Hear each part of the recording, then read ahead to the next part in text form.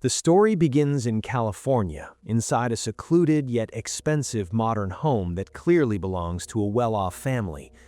Evan and his wife Karen attempt to share an intimate moment, but the situation quickly turns awkward when Karen accidentally hurts him at the worst possible second. The mood collapses entirely when their young children interrupt them while enthusiastically celebrating Father's Day. Instead of passion, the evening turns into cake, laughter, and the familiar noise of family life. From the outside, the Webbers look like the embodiment of the American dream: successful, attractive, financially stable, and surrounded by children who adore their father. Yet family life comes with its own quiet tensions. Restrictions exist for everyone in the household. The children are limited in sweets, and structure keeps everything orderly. But Evan has not been intimate with his wife for 3 weeks. It is never presented as a dramatic conflict, yet it lingers beneath the surface as a subtle frustration. 14 years of marriage have passed. Karen chose not to take Evan's last name, a detail that suggests independence rather than conflict, but it quietly hints that individuality still plays a role in their relationship. Karen is a sculptor, deeply devoted to her artistic career, while Evan carries the pressure of being the provider through his architectural work. As a beach weekend approaches, Evan remains behind to finish an important architectural project. He makes it clear that failure is not an option. If he does not complete this work, their financial stability could collapse. The statement may sound exaggerated, but the pressure in his voice suggests it feels real to him. Once his family drives away, the house becomes silent. The laughter and movement vanish, replaced by stillness. Only the family dog remains as a reminder that the home was recently full of life. Alone in the quiet house, Evan struggles to focus. Inspiration does not come easily. The responsibility weighs on him, and the absence of intimacy and companionship begins to feel heavier than expected. In search of relief and perhaps creative stimulation, he smokes marijuana. The atmosphere softens slightly, but before he can fully relax into his work, there is a knock at the door that cuts through the silence. Outside stands 2 young women, soaked by heavy rain. They claim they are trying to find a party, but have been dropped at the wrong address. The storm is intense enough to make their story believable. They appear vulnerable, shivering in the cold night. Evan hesitates. He understands the risk of inviting strangers inside, yet basic decency wins. He allows them to step into the warmth of the house. Acting as a courteous host, Evan calls a taxi for them. While they wait, the women begin to look around. They admire the architecture, comment on the design, and ask about the artwork displayed throughout the house. Their curiosity feels natural at first. Gradually, their questions become more personal. They learn that Evan once worked as a DJ. Music is not just a hobby for him, it is part of his identity. The women respond with visible interest, giving him attention that feels both flattering and unexpected. The tone of the conversation shifts slowly but deliberately. Their body language becomes more direct. They no longer behave like lost guests waiting for transportation. Instead, they circle the space comfortably, ignoring the children's clothes hanging nearby and the family photographs displayed on shelves. Their conversation drifts toward relationships, attraction, and the idea that humans are driven by instinct rather than morality. They argue that monogamy is a social construct. They insist that people are animals at their core, governed by desire. Evan attempts to maintain composure. He reminds them that he is married. He tries to redirect the conversation to neutral topics, but every path leads back to intimacy. He checks the time repeatedly, waiting for the taxi. The women sense his hesitation and push further, suggesting that desire does not disappear simply because someone wears a wedding ring. They frame temptation as something natural, almost inevitable. One of the women excuses herself and disappears into the bathroom. The other stays behind, playing music through Evan's system. The room fills with sound. She begins to dance slowly in front of him. The performance is deliberate and provocative. The tension that had been building finally becomes physical. Evan watches, conflicted. The rain continues outside, isolating the house further from the world. When the second woman joins them again, the dynamic changes completely. The boundaries that Evan had tried to maintain dissolve under sustained pressure, ego, and the vulnerability of isolation. After prolonged hesitation, he gives in. The encounter becomes physical between all three of them. The taxi eventually leaves without them, its driver unaware of what is unfolding inside. The night continues, beyond the point of return. Morning brings clarity, and with clarity comes dread. The atmosphere is no longer seductive, it is uncomfortable. The women behave as though they belong in the house. They move freely through the rooms, speak casually, and leave the kitchen in chaos. There is no urgency in their actions, no intention to leave. Evan's regret surfaces immediately. He asks them to go, first politely, then firmly. The situation shifts when he threatens to call the police.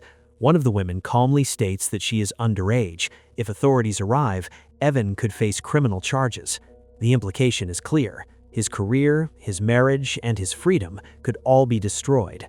The power dynamic flips instantly. The women are no longer guests, they are a threat. Refusing to leave, they begin deliberately disrupting the home. What had once been a place of order now fills with tension and unpredictability. Evan's attempts to regain control fail.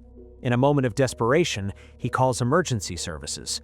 Shortly afterward, the women appear to leave the property, disappearing as suddenly as they arrived. Believing the nightmare has ended, Evan cleans the house thoroughly, erasing evidence of the night as best he can. He attempts to refocus on his architectural project, convincing himself that he can contain the damage. The house returns to silence once more, but this time the quiet feels unstable. Without warning, he is struck violently from behind. The impact is immediate and overwhelming. He loses consciousness inside his own home. When he wakes, he is restrained and helpless. The women have returned. The previous night was not a mistake or a random encounter. It was only the beginning of something far more calculated and far more dangerous. Evan regains consciousness tied up inside his own house. The shock quickly turns into fear as he realizes the women have returned intentionally. He tries to explain himself, admitting that what happened the previous night was a mistake born out of weakness. They are not interested in apologies. Their tone alternates between playful mockery and cold detachment. They force him to confront his betrayal, repeating that he acted willingly and that no one forced him into anything. The humiliation escalates. They dress him in inappropriate clothing taken from the house, deliberately crossing emotional boundaries by referencing his role as a father. The psychological aspect becomes just as brutal as the physical restraint.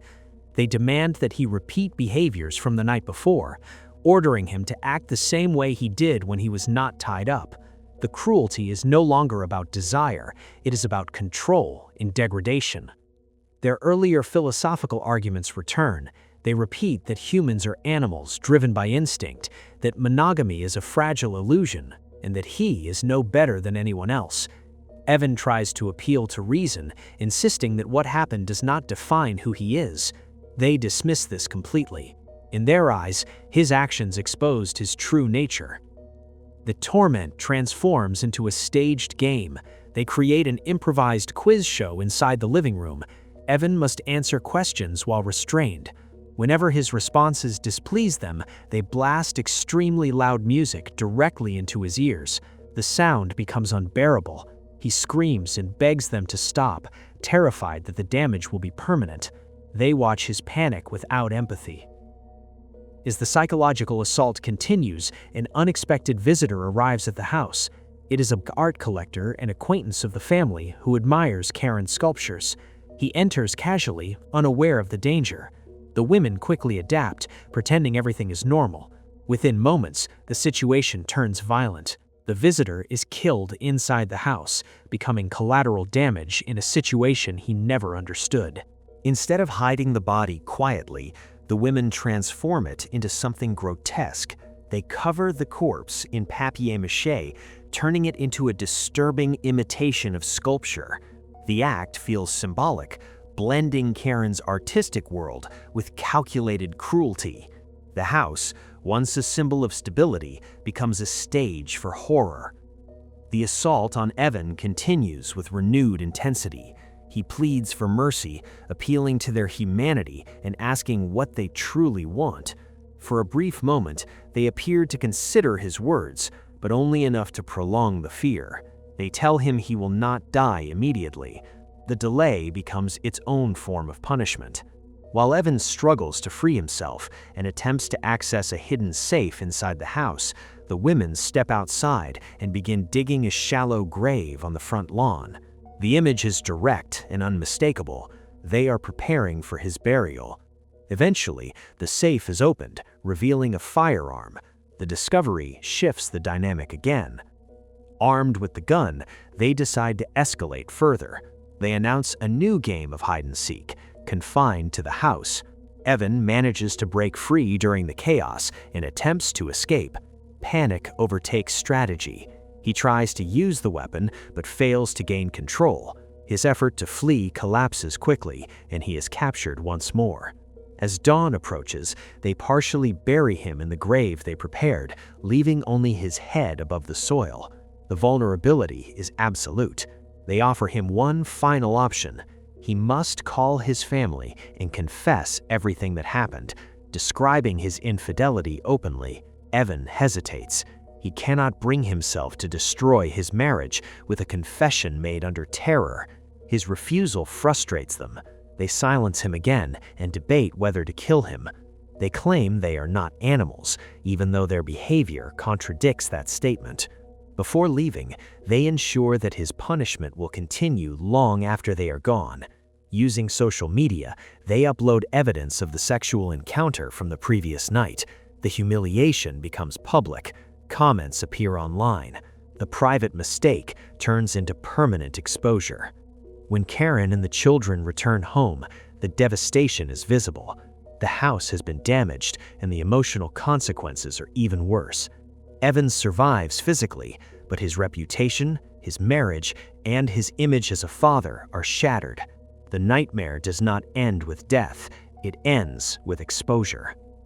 The aftermath raises uncomfortable questions. Who bears responsibility for what happened? Evan made a conscious decision to betray his family. At the same time, the women manipulated, threatened, and escalated the situation into violence. The film forces the audience to confront the tension between personal accountability and calculated exploitation. The story challenges the idea of moral certainty.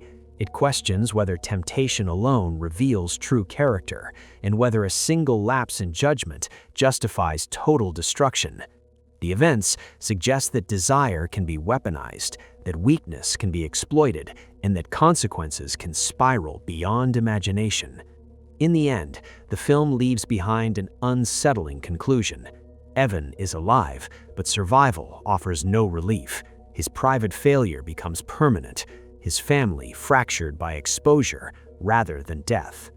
The house that once symbolized stability stands as evidence that a single decision made in isolation can unravel everything.